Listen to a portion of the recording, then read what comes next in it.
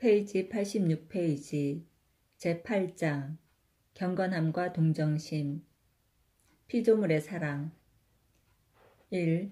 경건한 생활은 사도 바울로가 우리에게 말하듯이 모든 면에서 유익하며 프란치스코의 마음을 가득 채웠으며 그의 전 생애가 그것에 의해 좌우되는 것처럼 보일 정도로 깊숙이 파고들었다.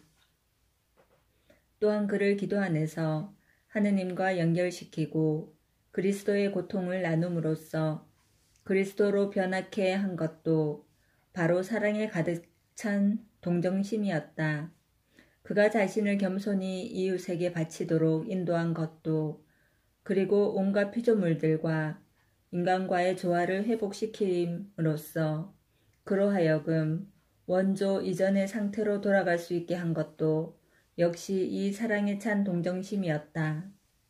사랑에 찬 동정심은 그로 하여금 모든 것을 특히 예수님께서 당신의 고귀한 피로 구제한 영혼들을 애정을 갖고 바라보게 했다. 만약 죄로 더럽혀진 인간을 보게 되면 그는 너무나 절실한 연민의 정을 갖고 슬퍼했기 때문에 마치 그리스도 안에서 어머니와도 같이 그로 인해 끊임없이 고통을 겪고 있는 것 같이 보였다. 이것이 하느님의 말씀을 설교하는 사람들에 대해 그가 그토록 존경심을 지닌 주된 이유이다. 죄인들의 회개를 위한 노력과 열정과 목자적인 열심으로 죄인들을 위하여 십자가에 못 박히신 우리의 귀한 형제인 그리스도의 이름으로 그들은 자녀를 낳는 것이다. 그는 이러한 자비의 행위가 그 어떠한 희생보다도 자비로운 하느님께 쉽게 받아들여질 수 있다고 확신했다. 특히 그 자비의 행위가 설교보다는 모범으로서 장황한 설교보다는 열렬한 기도로서 완전한 사랑의 정신 안에서 이루어진다면 더욱 그렇다고 확신하였다. 2. 프란치스코는 듣는 이를 위해서가 아니라 자신의 영광만을 추구하는 설교자나 나쁜 생활의 표양으로 인해 자신이 가르침으로써 성취한 것을 망치는 설교자에 대해 우리는 애석함을 느껴야 한다고 늘 말하곤 했다. 그러한 사람은 그 어떠한 진실한 수도자 정신도 결핍되어 있다고 말했다. 오히려 웅변적 호소력이 없는 평범한 설교자가 그 자신의 좋은 표양에 의해 다른 사람들에게 이익이 되도록 해줄 수 있기 때문에 도리어 더 좋은 위치에 있다고 그는 주장했다. 아이 못 낳던 여자는 7남매를 낳고 의 구절을 아래와 같이 해석했다. 아이 못 낳던 여자란 교회 안에서 아이를 낳도록 임명되지 않는 불쌍한 수사이요. 그러나 마지막 심판 때에 많은 아이들을 낳을 것이요. 왜냐하면 그때 심판관은 그가 숨은 기도로 현재 그리스도에게로 귀의시키는 모든 사람들을 그의 영광의 덕분이라고 여기실 것이기 때문이요. 아들 많던 어미는 그 기가 꺾이리라는 말은 헛되고 말 많은 설교자로 자신의 능력으로 낳았다고 상상하는 사람들에 대해 현재 자만하고 있으나 그때의 자신은 그들의 구원과 아무 상관이 없다는 것을 알게 된다는 것을 의미하오. 3. 프란치스코는 열정적으로 타올랐으며 진심 어린 동정심으로 인간의 구원을 갈망했다. 그는 전 세계에 걸쳐 있는 경건한 수사들이 자기 자신들에 대해 훌륭한 평판을 얻은 결과로 사람들이 진실의 길로 돌아서고 있다는 이야기를 들었을 때 그것은 그에게 달콤한 향기가 나는 매우 값진 향유, 즉 마음을 녹이는 방향과 같다고도 늘 말하곤 했다. 그러한 얘기를 들었을 때 그는 매우 기뻐하였으며 또한 죄인들을 예수의 사랑애로 인도하는 책임을 맡았던 맡았던 수사들에게 가장 환영의 축복을 주었다. 반면 그가 나쁜 표양으로 자신이 과거에 이루었고 그리고 수도회에 있는 거룩한 수사들이 계속 성취할 것을 방해하고 망치는 자들에게 하느님과 하늘에 있는 모든 성인들께서 저주하시기를 나는 또한 그들을 저주합니다 라고 말하였듯이 자신들의 나쁜 행동으로 수도원에 누를 끼친 사람들은 그의 무서운 저주를 받았다. 그는 경험이 없는 수도회 회원들에 관해 추문이 들리는 것을 알았을 때 너무나 마음이 상해서 만일 하느님께서 당신의 자비로서 그를 붙들지 아니했다면 그로서 견디기에는 너무나 큰 것이었을 것이다. 나쁜 표양을 보고는 마음이 혼란하여져서 자비로운 아버지 하느님께 아들들을 위해서 열심히 기도했을 때에 그는 아래와 같은 대답을 들었다. 불쌍한 자여, 너는 무엇을 걱정하느냐? 내가 너를 나의 수도회의 목자로 만들어 놓고 나 스스로 그 수도회의 보호자가 되기를 그만두리라 생각하느냐? 내가 너를 선택한 이유는 내가 아무것도 자랑할 것이 없기 때문이며 또한 내가 내 안에서 이루어 놓은 것은 인간의 노력에 의한 것이 아니라 거룩한 은총에 의한 것이다. 수사들을 부른 자는 바로 나다. 내가 그들을 지킬 것이며 그들의 목자가 될 것이다. 만일 몇 형제가 길가에 넘어지면 그들 대신에 딴 사람들을 일으킬 것이며 형제들이 태어나지 않으면 내가 그들을 태어나게 하겠다. 이 수도회가 아무리 심하게 흔들린다 하더라도 이 수도회는 나의 은총을 통해 굳게 존속할 것이다. 4. 프란치스코의 눈에는 비방하는 악이 특히 수도자 정신에 반대되며 은총에 적인 것처럼 보였다. 그는 그것에 대해 마치 뱀에 물리는 것 같이 아니면 지독한 흑사병과 같이 끔찍하게 여겼다. 그리고 그는 비방하는 자는 그 자신이 혀로서 죽이는 영혼들의 피를 빨아먹고 살기 때문에 하느님의 눈에는 역겨운 것이라고 주장했다. 한 번은 한 수사가 다른 수사의 훌륭한 명예를 깎아내린다는 것을 들었을 때 그는 대리자에게 자, 빨리빨리 자세히 조사해 보시오. 만일 그 비난받은 수사가 결백하다면 그의 비방자를 엄격하게 바로잡음으로써 다른 모든 수사들에게 본보기가 되도록 하시오라고 말했다. 때로 그는 다른 사람의 명예를 해치는 수사에게는 수도복을 벗기는 벌을 내렸으며 덧붙여 그가 저지른 것을 회복하는데 최선을 다할 때까지는 하느님께 눈을 들어서는 안 된다고 말했다. 비방자는 도둑보다 더 사악한 죄를 범하는 사람이요. 왜냐하면 사랑 안에서 완성을 이루는 그리스도의 법은 우리로 하여금 이웃의 육체보다는 영혼의 좋은 것을 바라도록 하기 때문이요. 5. 프란치스코는 육체적 고통으로 괴로움을 당하고 있는 사람은 누구나 사랑스럽게 또 애정을 가지고 동정했으며 또한 어떤 사람에게서 빈곤이나 결핍을 보면 즉시 그리스도께 맡겼다. 그는 선천적으로 친절하고 온유했으며 그리스도의 사랑은 오직 이러한 것을 강하게 해주었을 뿐이었다. 가난한 자와 허약한 사람들을 볼 때면 그의 영혼은 연민의 정이 솟아났으며 물질적 도움을 주지 못하는 데에는 아낌없는 애정을 쏟았다. 한 번은 한 수사가 귀찮은 때에 애긍을 청하러 온 거지를 퉁명스럽게 거절했다. 프란체스코는 이 이야기를 듣고 그 거지에 대한 사랑에서 그 수사로 하여금 수도복을 벗게 하고는 그 거지의 발 아래에 엎드려 자기의 잘못을 고백하고 그의 기도와 용서를 청하게 했다. 그 수사가 겸손하게 순명하자 프란치스코는 부드럽게 말했다.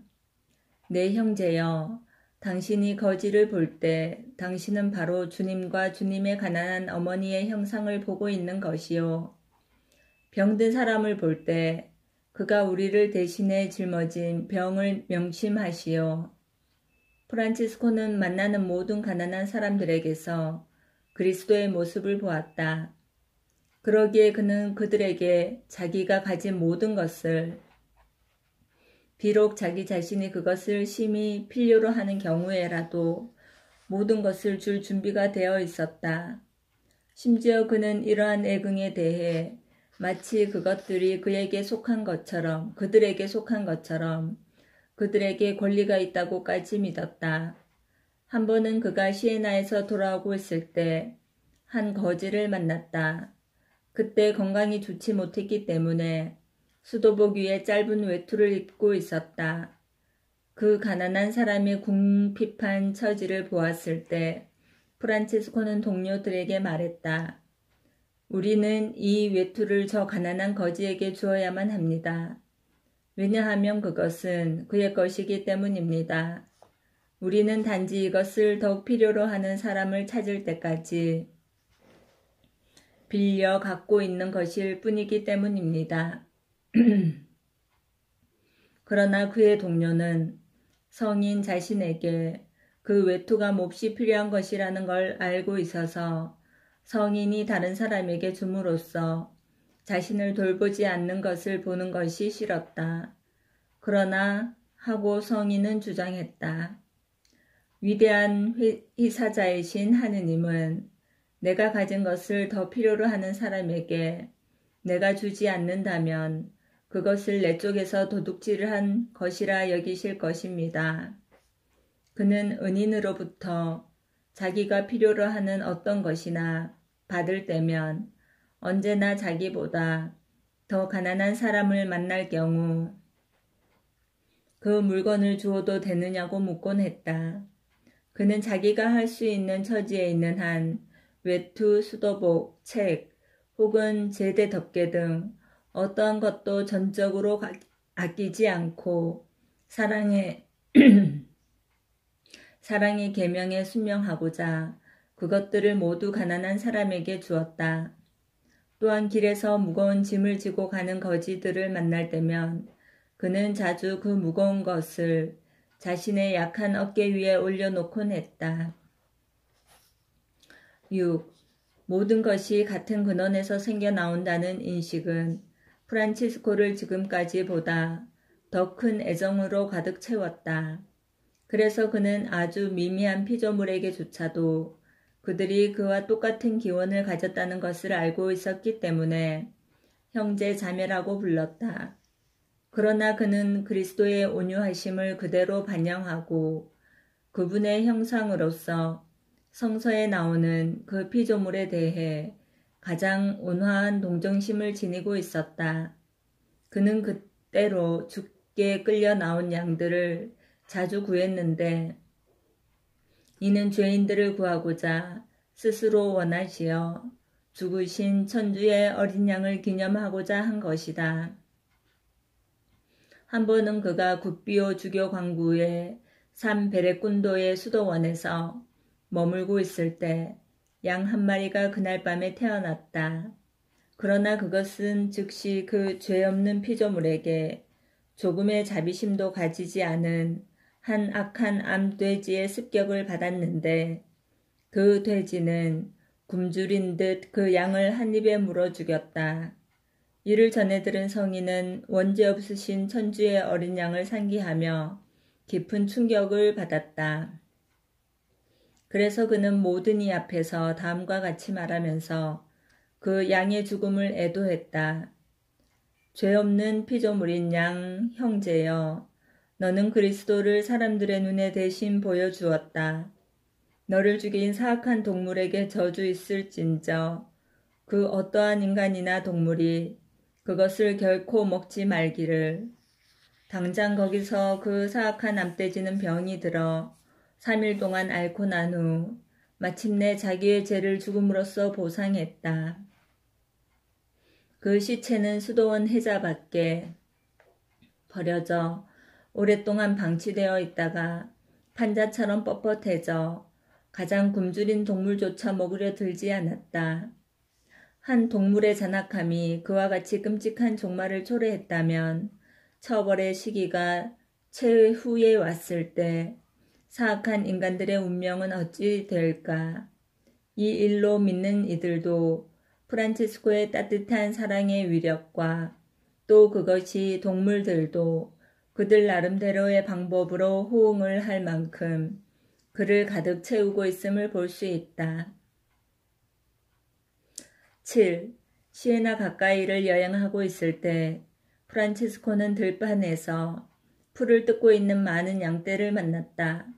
그가 그들에게 평소처럼 다정하게 인사했더니 양들은 풀뜯기를 멈추고 모두 그에게로 달려왔다. 그러고는 고개를 고추 세우고 서서 프란치스코를 주시했다. 그들이 프란치스코에 대해 그들의 존경을 아주 명백하게 보여주어서 목동들과 다른 수사들은 놀라 한 살박이 양들과 수양들이 그의 주위를 흥분해서 뛰노는 것을 바라보았다. 한 번은 그가 포르치운쿨라에서 양 한 마리를 선물 받았을 때 양의 이미지가 자연스럽게 불러일으키는 두 가지 덕, 즉 순결함과 단순함을 사랑하는 마음에서 기꺼이 그것을 받았다. 그는 그 동물에게 하느님을 찬미할 것과 수사들을 화나게 하는 짓을 삼갈 것을 훈계했다. 그러자 그 양은 마치 그가 자기에 대해 품고 있는 애정을 알아차리기라도 한 것처럼 그의 지도를 주의 깊게 따랐다. 성당에 들어가서 수사들이 성가대에서 노래하는 것을 들을 때는 그것은 마치 어린 양의 어머니이신 성모님께 인사라도 하려는 양 자발적으로 제대 앞에서 깊은 존경심으로써 한쪽 무릎을 꿇고 앉아 울었다. 미사 중 성체 거양 때에 무릎을 꿇고 깊이 경배하였기에 믿음이 강한 사람들에게는 복된 성체에 대한 존경의 본보기를 보여주는 한편 신심이 없는 사람들에게는 그들을 꾸짖는 것이 되었다.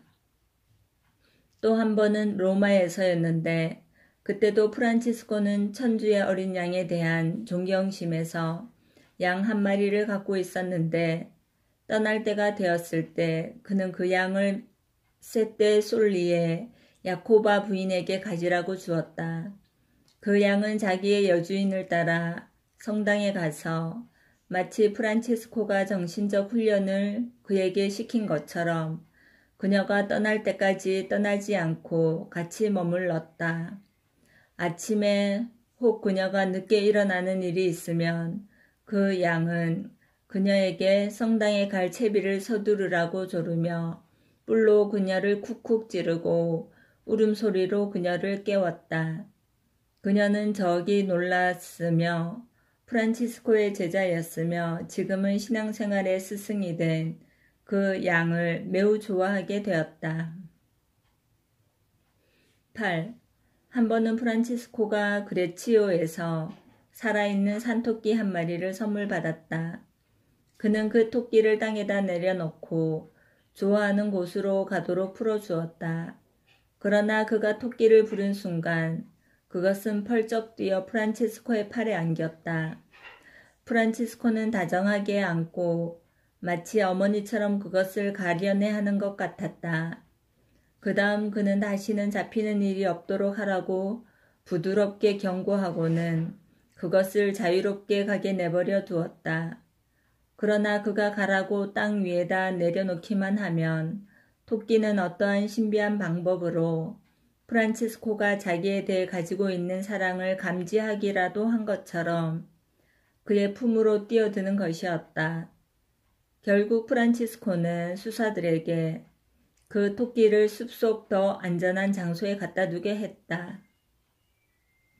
같은 방법으로 트라시메노 호수에 있는 한 섬에서 잡힌 토끼는 모든 사람을 두려워했지만 프란치스코의 포옹에는 그곳이 제 집인 것처럼 제 몸을 맡겼다. 그레치오로 가는 도중에 피에딜루꼬 호수를 지나고 있을 때 한 어부가 물새 한 마리를 주었다. 프란치스코는 그것을 받아서는 양팔을 벌려 그 새를 놓아주려 했으나 그 새는 떠나려 하지 않았다. 성인은 거기 서서 하늘을 우러러보며 기도했다. 한참 후 자신으로 돌아와 새에게 날아가 하느님을 찬미하라고 한 번 더 격려했다. 프란치스코가 그에게 축복을 주자 그 새는 약간 몸을 움직여 자기의 기쁨을 내보이고는 날아갔다. 같은 호수에서 프란치스코는 살아있는 생선 한 마리를 얻었는데 보통 때처럼 형제로서 말을 건네고는 배 가까이 있는 물에 도로 넣어 주었다. 그 고기는 프란치스코의 애정에 매혹된 것처럼 그의 앞에서 이리저리 설치며 놀더니 프란치스코가 축복과 함께 허락하자 그때서야 겨우 떠났다. 9. 또 한 번은 프란치스코가 다른 수사와 함께 베네치아 늪지를 걷고 있을 때 갈대 사이에서 지저귀고 있는 거대한 새떼를 만났다. 성인은 새들을 보았을 때 동료들에게 말했다. 우리의 자매인 새들은 그들의 창조주를 찬양하고 있습니다. 우리도 그들 속에 들어가 성물도를 드리며 하느님을 찬미하는 노래를 부릅시다. 그들이 거기 있는 새들 틈에 끼어들었는데 새들이 너무도 시끄럽게 지저귀고 있었기 때문에 수사들은 자기들의 성물도 바치는 소리를 들을 수 없었다. 마침내 성인은 그들에게 돌아서서 자매들이여 찬양받을 권리를 가지신 하느님께 우리가 찬양을 들을 때까지 지저귀지 말아다오 라고 말하자 새들은 곧 조용해졌으며 동료들이 성물도를 바칠 넉넉한 시간을 가지고 또 찬미를 다 바치고 난 후 프란치스코가 다시 그들에게 노래하길 허락할 때까지 그들은 그대로 있었다. 그 뒤 새들은 일상처럼 노래하기 시작했다. 포르치움꿀라에 있는 프란치스코의 방 곁에 무화과 나무에 매미가 앉아서 노래하곤 했는데 그 노래는 프란치스코에게 하느님을 찬미하도록 자극했던 것이다. 이것은 가장 보잘것없는 피조물 안에서도 그는 창조주의 영광을 찬미할 수 있었기 때문이다. 어느 날 프란치스코가 매미를 불렀다. 매미가 하느님의 가르침이라도 받은 것처럼 그의 손으로 뛰어내려와 앉았을 때 프란치스코가 노래하라 나의 자매인 매미야 너의 창조주인 하느님을 찬양하는 노래를 불러라 하고 말하자 곧 매미는 울기 시작해서 프란치스코가 매미에게 늘 있던 가지로 돌아가라고 말하자 그제서야 겨우 그쳤다. 거기에 매미는 남아서 일주일 내내 그의 청에 따라 노래를 부르며 매일 왔다가 가곤 했다. 마침내 성인은 동료들에게 우리는 자매인 매미에게 자유롭게 날아가 버리도록 허락해 주어야 하오. 매미는 노래로서 우리에게 충분한 기쁨을 주었으며 우리에게 일주일 내내 하느님께 찬미하라는 깨우침을 주었소 라고 말하였다. 그가 매미에게 떠나라는 허락을 주자 곧 매미는 그의 명령을 조금이라도 감히 어기지 않으려는 것처럼 사라져서는 다시는 모습을 보이지 않았다. 10. 프란치스코가 시에나에서 병이 있었을 때 어떤 귀족이 산채로 잡은 꽁 한 마리를 그에게 보내왔다.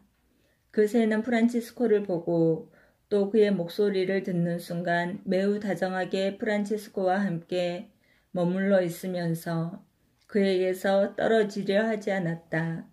그들은 새를 수차례 수도원 외곽에 있는 포도원 쪽으로 풀어주었으나 그 새는 평생을 프란치스코와 살기라도 한 듯이 항상 성인께로 되돌아왔다. 결국 그들은 성인을 자주 만나러 왔던 한 사람에게 주었지만 그 새는 프란치스코의 시야에서 벗어나 있는 것이 싫은지 전혀 먹으려 들지 않았다. 그들이 다시 그 새를 데려와 그 새가 프란치스코를 볼 수 있게 되자마자 그 새는 먹기 시작하고 온갖 기쁨의 표정을 다 지었다. 성 프란치스코가 성 미카엘 대천사를 기념하기 위해 단식하고자 라 베르나 산의 은둔소에 도착했을 때 온갖 새떼들이 그의 도착을 환영하듯 노래하며 그의 방 주위를 선회했다. 그들은 자기들과 함께 있을 아버지를 초대하고 있는 것 같았다. 프란치스코는 새들을 보고 동료에게 나는 우리가 여기 머무는 것이 하느님의 뜻이라는 것을 알았소. 우리 자매들인 새들이 우리를 보고 이처럼 기뻐하고 있으니 말이오 라고 말했다. 거기에 체류하는 동안 그곳에서 서식하고 있던 한 마리의 매가 그의 친한 친구가 되어 매일 밤 그가 성물도를 드리려고 일어나곤 하던 그 시간에 노래로 그를 깨워주었다. 그에 대한 염려를 보여줌으로써 그 새는 그가 나태할 조금치의 여유도 허락하지 않아 성인은 기뻤다. 그러나 프란치스코가 평소보다 더 휴식해야 할 필요가 있을 때에는 그 매는 그를 가엾게 여겨 그렇게 일찍 깨우지는 않았다. 그럴 때면 그 매는 하느님에게서 교육을 받은 것처럼 새벽녘쯤 종소리와 같은 노랫소리로 그를 깨우곤 했다.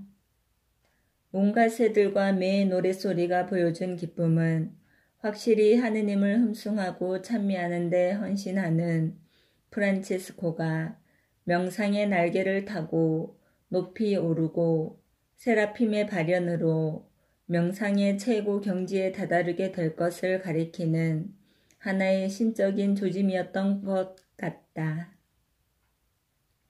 10일 한 번은 프란치스코가 그레치오의 은둔소에서 지내고 있을 때 그 지역 사람들은 그들에게 닥친 일련의 재해 때문에 형편이 나쁜 처지에 빠져 있었다. 탐욕스런 늑대떼가 그 지역의 가축뿐만 아니라 사람들을 습격한다는 것이며 옥수수밭과 포도원은 매년 우박으로 황폐한 채로 남아 있었다.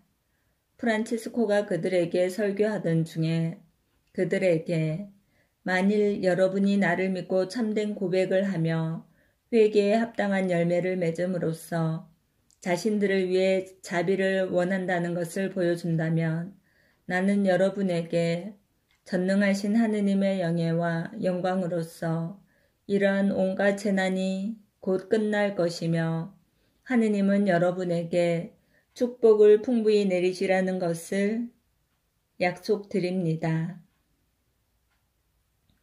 그러나 여러분의 태도가 불손하게 옛날 방식으로 되돌아간다면 당신의 공경은 되살아나고 전보다 더 극심해질 것이며 하느님의 분노가 2배로 가중될 것이라는 것도 또한 약속합니다. 라고 말했다. 마을 사람들은 프란치스코의 충고대로 회개하였다.